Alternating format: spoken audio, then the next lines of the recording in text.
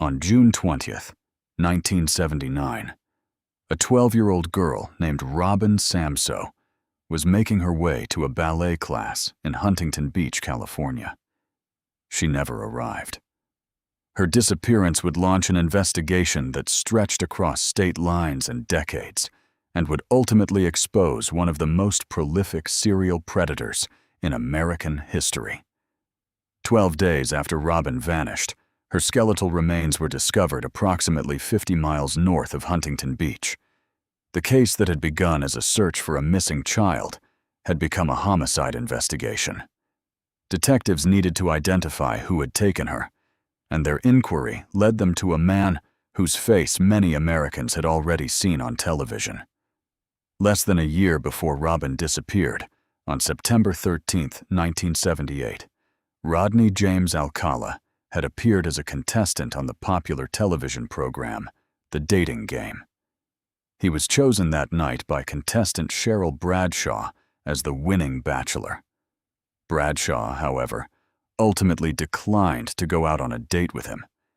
She later said she found him, in her words, creepy. That televised appearance would later give the case its enduring name in the press, the Dating Game Killer. Rodney James Alcala was born Rodrigo Jacques Alcala Bucor in San Antonio, Texas, on August 23, 1943. By the time of Robin Samsoe's murder, he had drawn the attention of investigators, and on July 24, 1979, Alcala was arrested. The investigation soon expanded far beyond California. Police obtained a warrant for a storage locker Alcala kept in Seattle, Washington. Inside boxes, they found more than 1,000 photos and negatives. Those images would become a haunting centerpiece of the case, raising urgent questions about how many people Alcala had crossed paths with and how many of them could be accounted for. The sheer volume of the collection underscored the scale of what investigators were confronting. In 1980, an Orange County jury delivered its first verdict, and Alcala was sentenced to death for the kidnapping and murder of Robin Samsoe. But the legal road ahead would prove long and turbulent. In 1984, the California Supreme Court reversed that conviction. Alcala was tried again and sentenced to death a second time in 1986. Then, in 2003, a federal appeals court overturned that sentence as well. 2 verdicts had been secured, and 2 had been undone. For the family of Robin Samsoe, justice remained frustratingly out of reach. What changed the trajectory of the case was forensic science.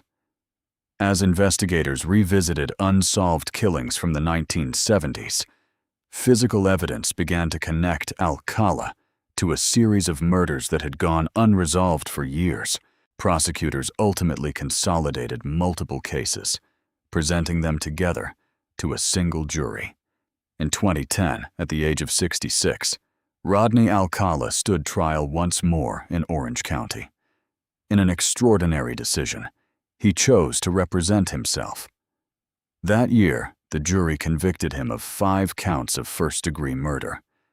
The California Department of Corrections and Rehabilitation confirmed that the jury convicted Alcala of 5 counts of first-degree murder, and he was sentenced to death for the killing of Samsoe, as well as the 1977 deaths of 18-year-old Jill Barcombe and 27-year-old Georgia Wickstead, the 1978 death of 32-year-old Charlotte Lamb, and the 1979 death of 21-year-old Jill Parenteau.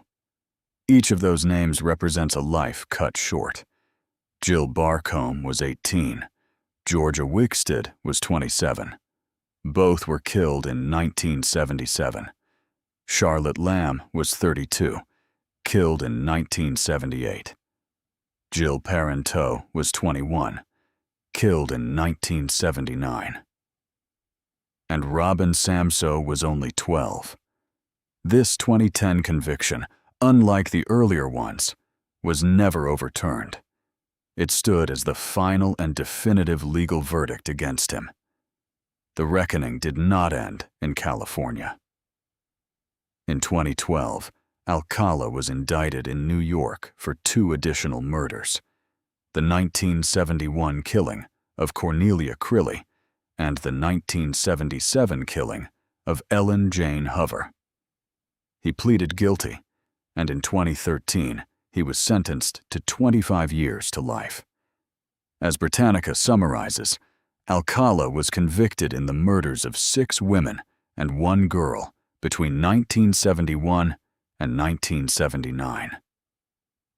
The investigations continued to reach into new jurisdictions.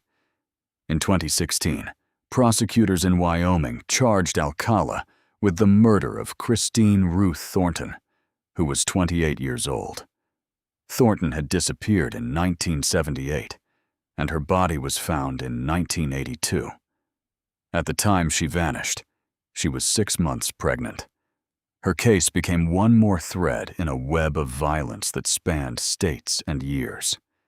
The collection of more than 1,000 photographs recovered from the Seattle storage locker remained one of the most unsettling elements of the entire case. Investigators and the public alike were left to wonder about the identities of the many people captured in those images, and law enforcement released some of the photographs in the hope that families of the missing might come forward. The archive stood as a stark reminder that the confirmed convictions may represent only part of a larger, unresolved story. Rodney Alcala never left death row. According to the California Department of Corrections and Rehabilitation, he died of natural causes at 1:43 a.m. on July 24, 2021, while a condemned inmate. He was 77 years old. By a grim coincidence, the date of his death fell exactly 4 years after his 1979 arrest. Media outlets, including CNN and CBS News, described him as a convicted serial killer who remained on death row until his death. The case of Rodney Alcala endures as a study in both the failures and the eventual triumphs of the justice system. For more than 3 decades, verdicts were secured and then reversed, leaving grieving families to wait through appeal after appeal. It was ultimately the persistence of investigators and the advance of forensic science that allowed cold cases from the 1970s to be tied to a single man and brought before a jury. The 2010 conviction that finally held reflected years of painstaking work by prosecutors who refused to let those cases fade. More than anything, the case is a reminder of the human cost behind the sensational nickname.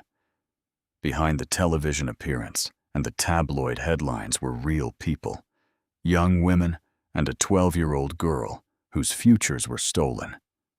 Their names, spoken in a courtroom decades after their deaths, are the reason the case mattered, and the reason it still does.